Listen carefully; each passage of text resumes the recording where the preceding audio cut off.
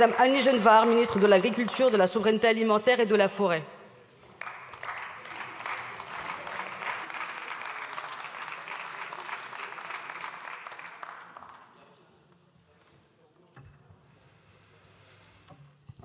Merci. Madame la Présidente de commission, Monsieur le rapporteur, Mesdames et Messieurs les députés.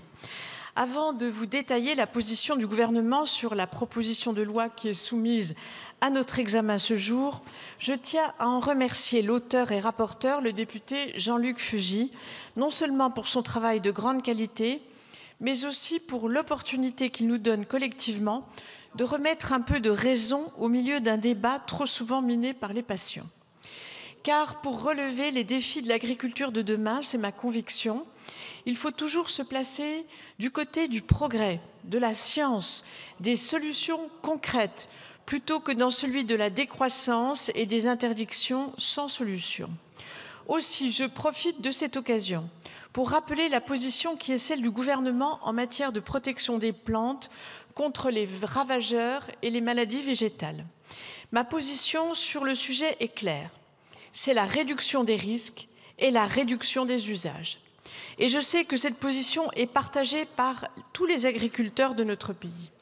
La nature est leur outil de travail, ils n'ont aucun intérêt à l'abîmer, tout comme ils sont préoccupés de leur santé et de celle des autres. Par ailleurs, les produits phytopharmaceutiques sont une charge financière importante. Cessons donc le procès en irresponsabilité des agriculteurs, diligentés bien souvent par des personnes n'ayant jamais enfilé de bottes. Car il est clair que l'on ne reviendra pas en arrière. La trajectoire est d'aller vers moins de phyto en portant une attention particulière aux filières en risque face aux impasses pour protéger leur culture. Cette position est claire parce qu'elle propose aussi une méthode qui n'est guidée par autre chose que le principe de réalité. Vous ne me verrez jamais m'opposer au retrait européen de produits phytosanitaires en cas d'urgence pour la santé et l'environnement. Le principe de réalité veut aussi, et je le regrette, qu'en l'absence de solutions alternatives suffisamment efficaces, l'interdiction brutale des produits phytosanitaires mette en risque nombre de productions, nombre de filières, au détriment de notre souveraineté alimentaire.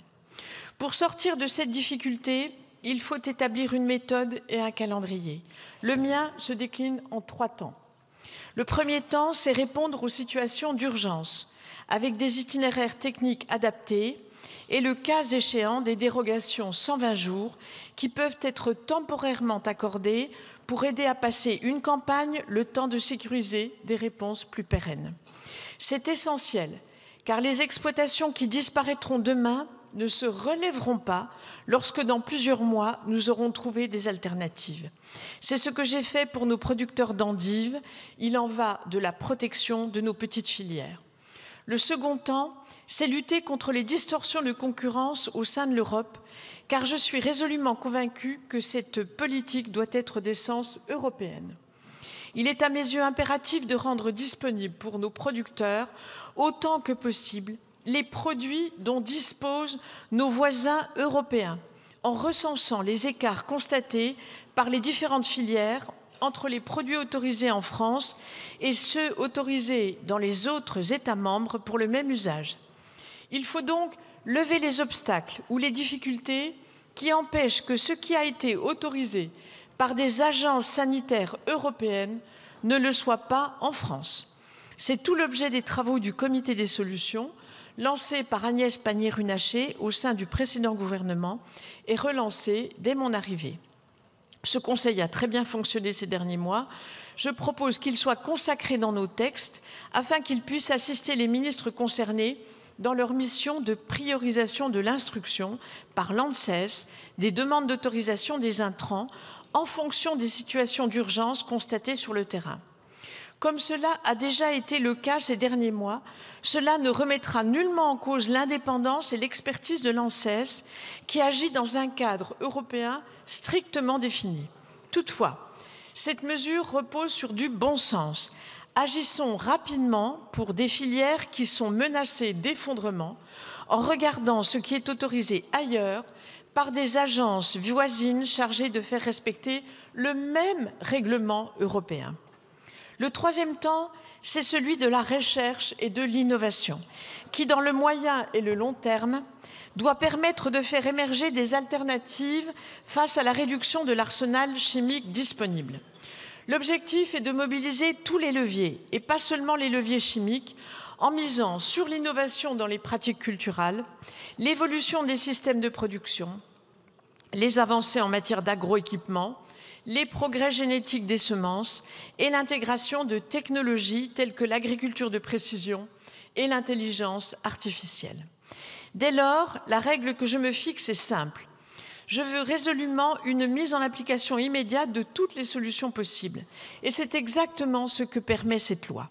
Grâce à elle, s'agissant de certaines productions, dans toute surface en pente et dans lequel il est pénible ou dangereux d'intervenir, nous pulvériserons mieux et nous pulvériserons moins. C'est en effet le constat scientifique que dresse l'ANSES à l'issue d'une expérimentation de 3 ans sur lequel s'appuie votre proposition de loi. Cette expérimentation conduite entre 2019 et 2021 dans le cadre de la loi Egalim, dans les exploitations présentant une pente égale ou supérieure à 30%, a en effet conduit l'ANSES, dans son avis technique final, à énoncer, je cite, « Le recours à des drones de pulvérisation est envisagé comme une alternative pouvant présenter de multiples avantages. » Ces avantages, mesdames et messieurs les députés, sont de 3 natures. En premier lieu, l'épandage par drone permet de diminuer les risques d'accidents du travail. Pensez en effet à ce qu'implique de traiter des vignes en forte pente, avec par exemple le risque de retournement des machines. L'utilisation de drones permettra demain de répondre à cette problématique. Le premier objet de cette loi, c'est de protéger nos producteurs. En second lieu, l'épandage par drone bien encadré permet de minimiser les risques sur la santé humaine, parce que cette technique éloigne naturellement la personne chargée de la pulvérisation de la zone d'épandage, d'une part, et parce qu'elle permettra de plus en plus une pulvérisation de précision, d'autre part, réduisant ainsi le nombre d'applications et donc le volume d'utilisation des produits phytopharmaceutiques. L'ANSES estime ainsi que le facteur de réduction des risques pour l'utilisateur est de 200 sur un terrain en pente entre l'utilisation d'un drone ou d'un chenillard. En troisième lieu, l'épandage par drone bien encadré permet de minimiser les risques sur l'environnement parce que, à nouveau, cet outil permettra de plus en plus un épandage de précision qui réduit le nombre d'emplois et le volume de produits pulvérisés. Cette technique fait par ailleurs preuve d'une efficacité scientifiquement éprouvée. Là encore, je me contenterai de citer l'ANSES, qui énonce elle-même dans son avis technique final que le recours à des traitements par drone apparaît comme une solution intéressante pour protéger les cultures des bioagresseurs problématiques dans certaines conditions biologiques, végétatives, climatiques ou topographiques, en remplacement dans ces conditions d'un pulvérisateur terrestre. Je veux redire aussi que les drones sont utiles quand le sol détrempé n'offre plus de portance suffisante. Le drone permet de ne pas attendre que ce sol soit suffisamment praticable pour appliquer des traitements urgents. Autrement dit, c'est une solution concrète et disponible pour réduire les quantités épandues et les risques induits, tant pour l'opérateur que pour l'environnement. Il faut donc y aller. Aussi, il m'apparaît impératif de pérenniser et d'encadrer l'utilisation de ces drones au bénéfice de nos agriculteurs. C'est justement l'objectif de cette loi qui inscrit l'utilisation des drones dans un cadre bien défini afin d'éviter tout débordement. D'abord, son champ d'application matériel est strictement délimité.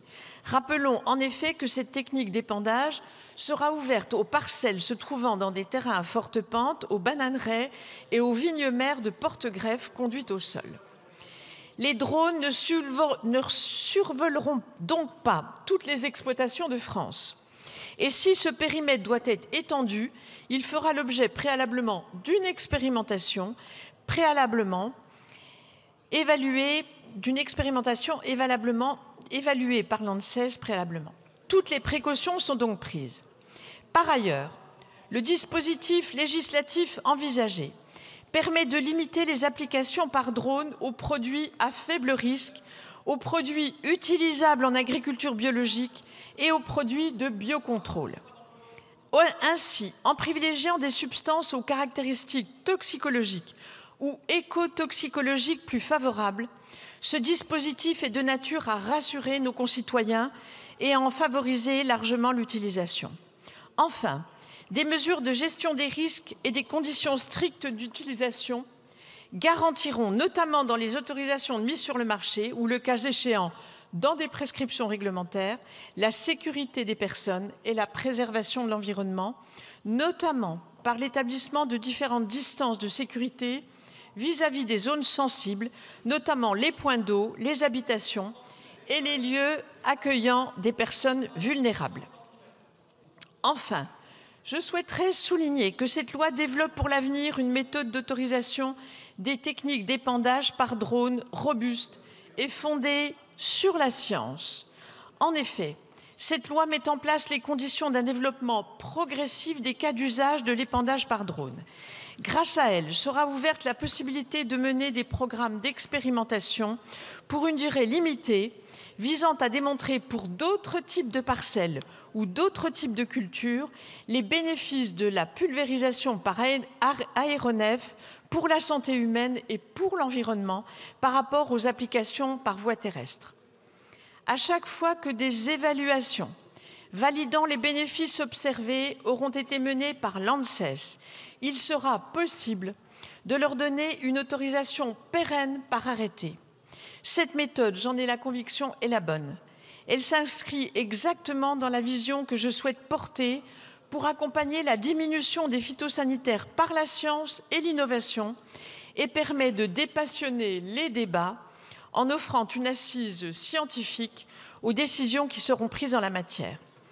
Aussi, mesdames et messieurs les députés, parce que cette loi se fonde sur un constat scientifique, parce qu'elle permet de réduire les dommages que l'épandage par voie terrestre peut causer à l'environnement et la santé humaine, et parce qu'elle est strictement encadrée, elle est fondamentalement une loi de progrès. Elle s'inscrit résolument dans une vision d'avenir de l'agriculture et encourage la réduction de l'utilisation de produits phytosanitaires chaque fois que cela est utile. Aussi, le gouvernement lui apporte-t-il son plein soutien et espère que la représentation nationale en fera de même. Je vous remercie.